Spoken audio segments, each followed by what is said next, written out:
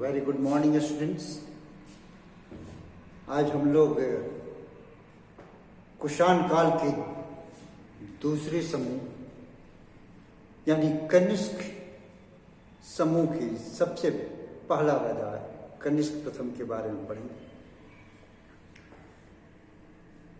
कुषाण शासक कनिष्क अत्यंत ही प्रभावशाली, प्रतिभाशाली और कुषाण वंश का सबसे प्रसिद्ध शासक था। कड़फिसस समूह के शासक कड़फिसस द्वितीय यानी विम कड़फिसस से इसका क्या संबंध है, इसको लेकर के विद्वानों के बीच में मतैक्य नहीं है। कुछ विद्वान विम कड़फिसस के पुत्र के रूप में कनिष्क की पहचान करते हैं, तो कुछ इसे अलग ही बताते हैं कि यह अलग समूह का था। जो भी हो, ये कंट्रोवर्सी तो है ही। एक और भी कंट्रोवर्सी यानी कि विवाद कनिष्क के साथ जुड़ती है, वह है इसके राज्यारोहण की तिथि। इसके राज्यारोहण की तिथि के बीच में विद्वानों के बीच में गहरा मतभेद है।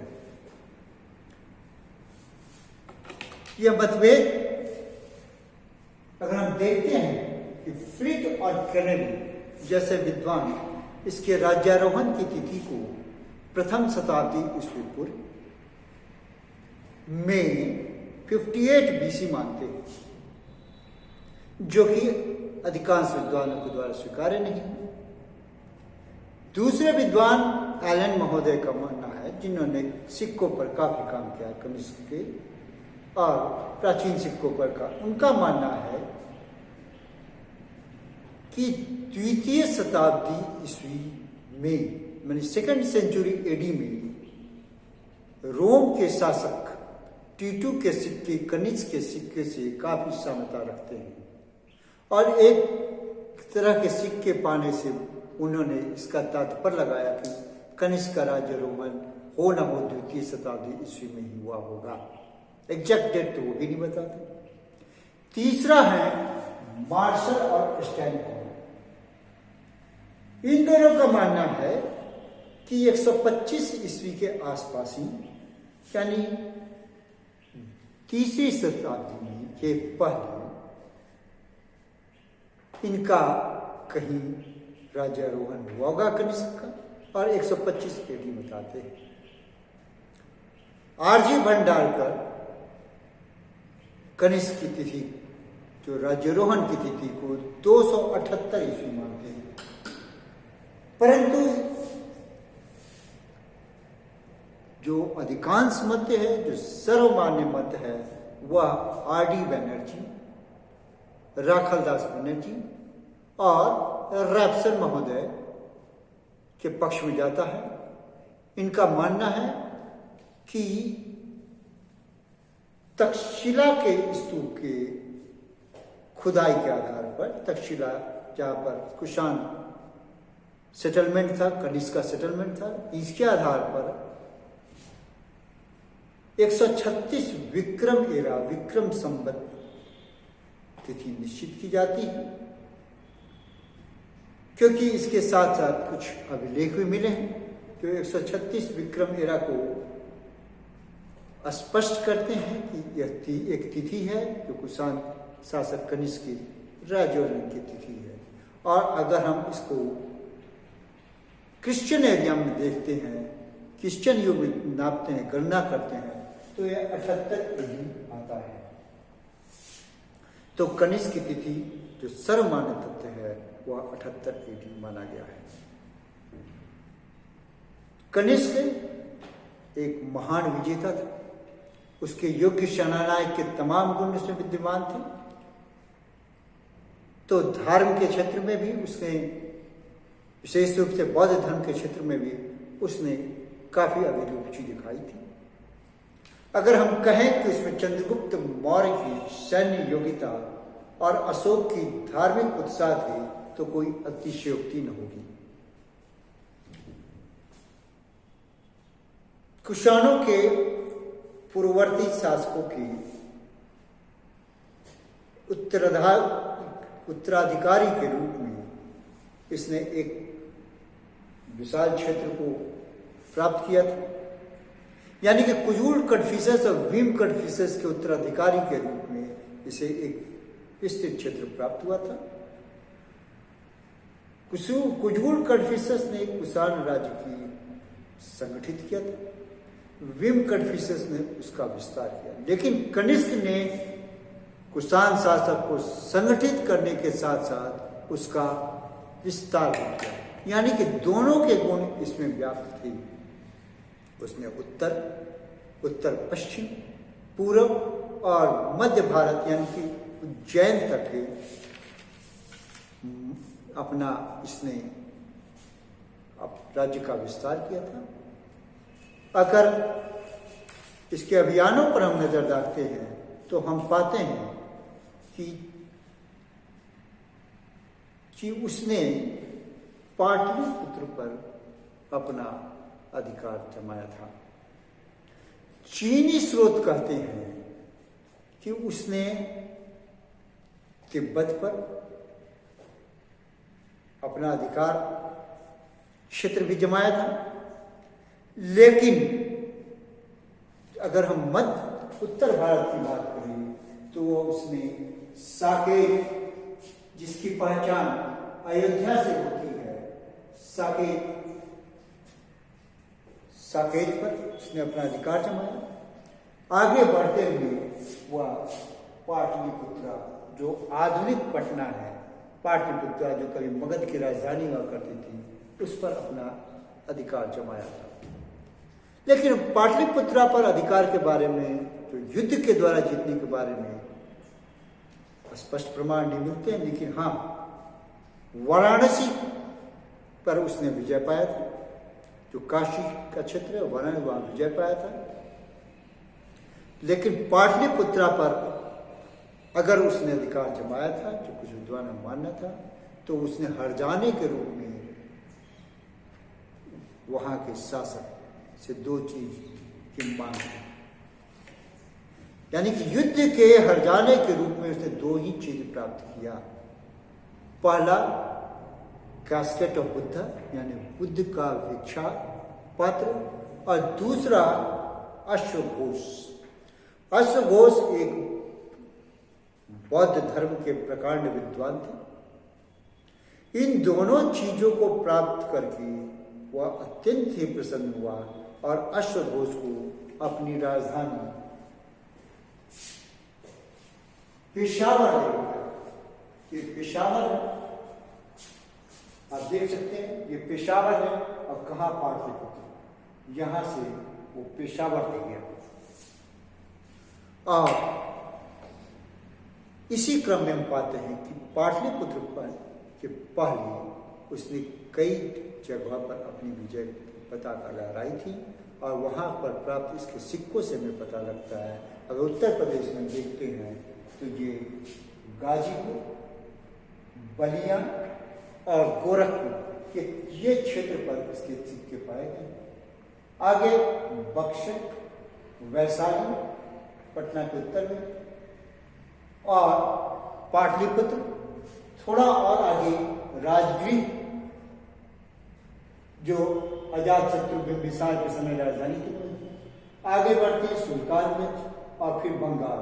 इन तमाम क्षेत्रों से, यानी कि एक बार फिर से देखिए, गाजीपुर, बलिया, गोरखपुर, बक्सर, वैशाली, गंगा के दक्षिण में पाटलिपुत्र और गंगा के दक्षिण में आगे नालंदा, राजगीर, सुल्तानगंज भागलपुर के पास में, और फिर बंगाल से उसके सिक्के पाए गए। इसके पानी का ऐसा लगता है कि इस क्षेत्रों पर भी इसका प्रभाव रहा होगा। कनिष्क को कश्मीर से बहुत ज्यादा लगाव था। कश्मीर पर उसने विजय पाई। कश्मीर पर विजय प्राप्त करने के पश्चात वहां पर उसने कनिष्कपुर अपने नाम का एक नगर का स्थापना करवाया। इस नगर की पहचान आज के कनिष्क से ही की जाती है। कल्लड़ जो कि एक इतिहासकार था, कश्मीर का निष्पक्ष इतिहास लिखा है, उसने राजतरंगिणी में वर्णन करता है कि कनिष्क ने इस क्षेत्र पर विजय अभियान किया था और इसे अपने साम्राज्य में मिला लिया गया था। यहाँ पर उसने कई स्तूपों का और विहारों का निर्माण करवाया था। श्रीनगर के पास सुंदरवन में चतुर्थ बौद्ध समिति का आयोजन कश्मीर में ही हुआ था और ये कनिष्क के समय में हुआ था। इस बौद्ध संगति, चतुर्थ बौद्ध संगति से हमें कुछ नए प्रभाव को देखने को मिलता है। आगे हम जब इसका सांस्कृतिक योगदान पढ़ेंगे तो हम देखेंगे कि किस प्रकार महायान का प्रादुर्भाव हुआ था इस चतुर्थ बौद्ध से, और वसुमित्र ने इसका सभापतित्व किया था, अशोकस ने इसका उपसभापतित्व किया था, और कई और चीजें देखेंगे। बुद्ध चरित्र का बारे में जानेंगे हम। कश्मीर के बाद उसने पश्चिमी क्षेत्रों पर भी आक्रमण किया, ये जो मालवा के क्षेत्र में और गुजरात के क्षेत्र में किए, और यहाँ पर उज्जैन है, उस उज्जैन पर भी उसने अपना अधिकार जमाया था। तो उज्जैन पर अपना आधिपत्य जमाने के बाद फिर वह हम आगे बढ़ते हैं कि उसकी अभिलाषा, महत्वाकांक्षा दोनों उस पर हावी होती जा रही थी, और वह सिर्फ भारतीय सीमाओं तक ही सीमित नहीं होकर वह उत्तर पश्चिम सीमा को पार करता हुआ सेंट्रल एशिया को बढ़ने लगा था। उसी समय पर्थिया के राजा कोसरोई जय खुसरा, ये भी राज्य का विस्तार करता हुआ भारत की ओर बढ़ा था, और इधर से कनिष्क बढ़ा था। दोनों का कहीं न कहीं सेना का टकराहट हुआ था, और जिसमें कनिष्क की विजय हुई थी, और इसके विजय अभियान को चेक कर दिया था। कोसरोई के विजय अभियान को चुक गया।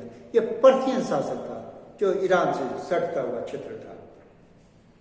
तो इस प्रकार हम देखते हैं कि उसने इन क्षेत्रों पर विजय पाते हुए आगे बढ़ा।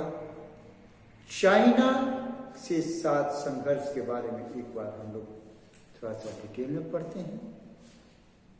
चीन के बारे में माना जाता है कि विम कन्फ्यूशियस को चीन से पराजय मिली थी और उसे टैक्स पे करना पड़ता था, वार्षिक कर।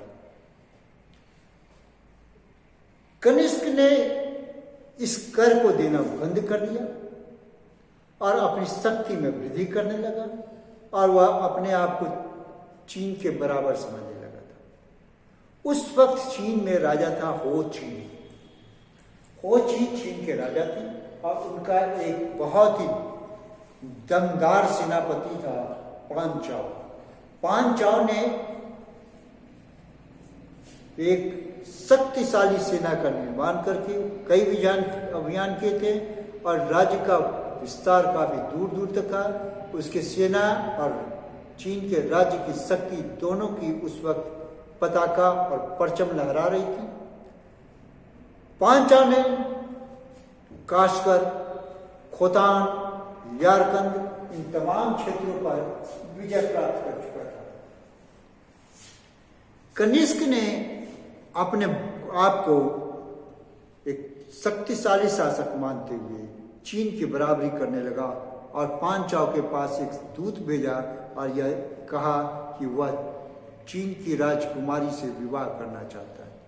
क्योंकि पांचाल को अपनी शक्ति और अपनी सैन्य शक्ति के नेतृत्व पर पूरा भरोसा था। वह एक अच्छा कमांडर भी था, कई विजय पाए थे। उसने इस चीज को अपना अपमान समझा कि एक छोटे से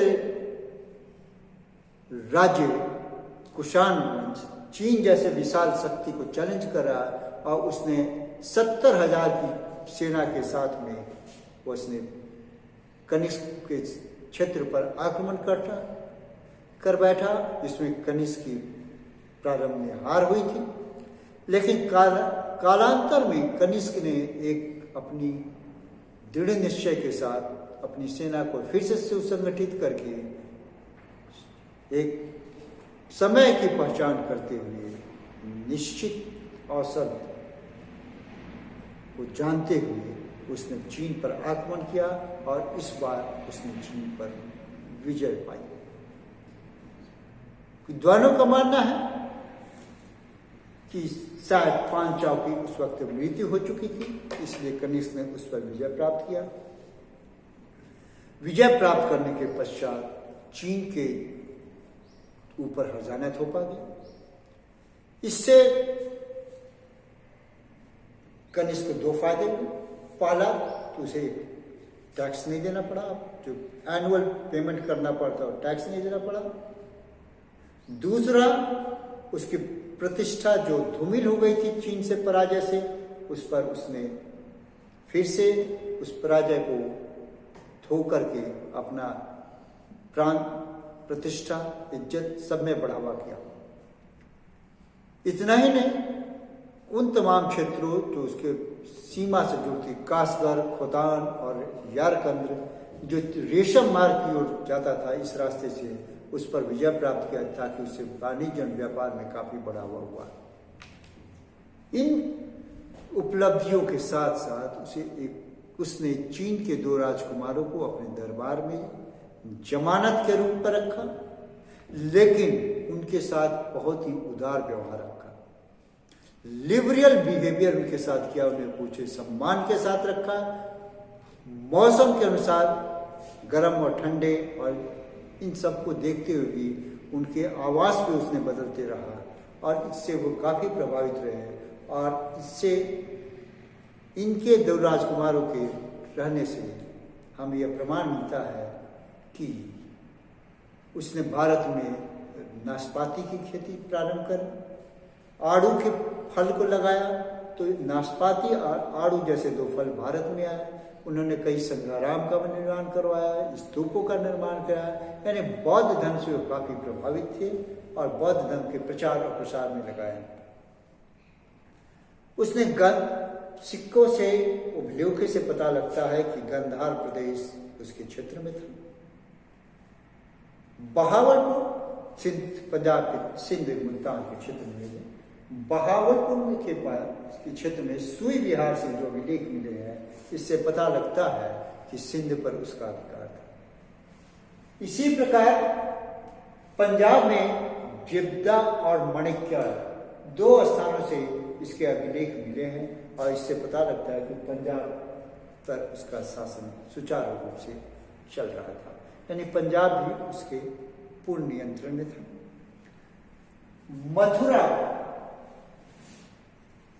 मथुरा से कनिष्क काफी प्रभाव रखता था। माट जो मथुरा के पास, वहां से खुदाई से हमें कनिष्क के काल के काफी अवशेष मिले हैं। कनिष्क के काल के सिक्के मिले हैं और वहां से उसकी एक मूर्ति मिली है जो कि सिर विहीन है, लेकिन उसके नीचे लिखे हुए कनिष्क शब्द लिखे होने से पता लगता है कि कनिष्क मूर्ति है।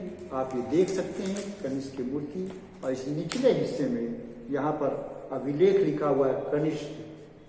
हालांकि सर नहीं है, लेकिन इसकी मूर्ति से पता लगता है कि कनिष्क की मूर्ति इस तरह की थी। तो मथुरा पे भी उसका प्रभाव था, यहाँ पर काफी सिक्के थे। शौक से भी, खुदाई से भी कनिष्क, कुषाण काल के और कनिष्क के हमें प्रमाण मिलते हैं। शौक मथुरा के पास में है। तो इस प्रकार हम देखते हैं कि इसका काल में क्षेत्र का जबरदस्त विस्तार हुआ। कपिसा, गांधार, कश्मीर, सिंध, मालवा यानी उज्जैन और मगध, पाटलिपुत्र, ये तमाम क्षेत्र कनिष्क के अधिकार क्षेत्र में थे। इसके सिक्के हमें कौशाम्बी, जो इलाहाबाद जिसकी पहचान करते हैं, ये कौशाम्बी इलाहाबाद जहाँ गंगा जमुना का संगम है, पाटलिपुत्र आधुनिक पटना, वैशाली गंगा के उस तरफ, पटना के उस तरफ उत्तरी बिहार, राजगिरी पटना से करीब 60 किलोमीटर दूरी है। और इस क्षेत्र से इसके पूर्ण रूपेण हमें प्रभाव क्षेत्र देखने मिलता है। कनिष्क के क्षेत्र को अगर कहें तो हम बैक्टीरिया से लेकर के सेंट्रल एशिया, बैक्टीरिया से लेकर के मगध तक और हिमालय से लेकर के उज्जैन तक हमें इसका अधिकार क्षेत्र यानी कि क्षेत्र विस्तार पाते हैं। क्योंकि कनिष्क निरंतर युद्धों से लगा रहा, युद्धों में व्यस्त रहा, अतः उसके युद्धों से उसके जो नज़दीकी लोग थे, सेना नायक थे, उसके सभासद परेशान हो गए थे। और ऐसा माना जाता है कि 144 ईस्वी के आसपास जब कमेश थोड़ा बीमार पड़ा तो इसके ही लोगों ने इसे लिहाफ उड़ा करके इसके पीट करके मार डाला। लेकिन फिर भी कुषाण वंश के महानतम शासक के रूप में कनिष्क की गणना की जाती है। आगे इसके हम शासन और इसके सांस्कृतिक योगदानों के बारे में अगली क्लास में पढ़ेंगे। इतना ही, धन्यवाद।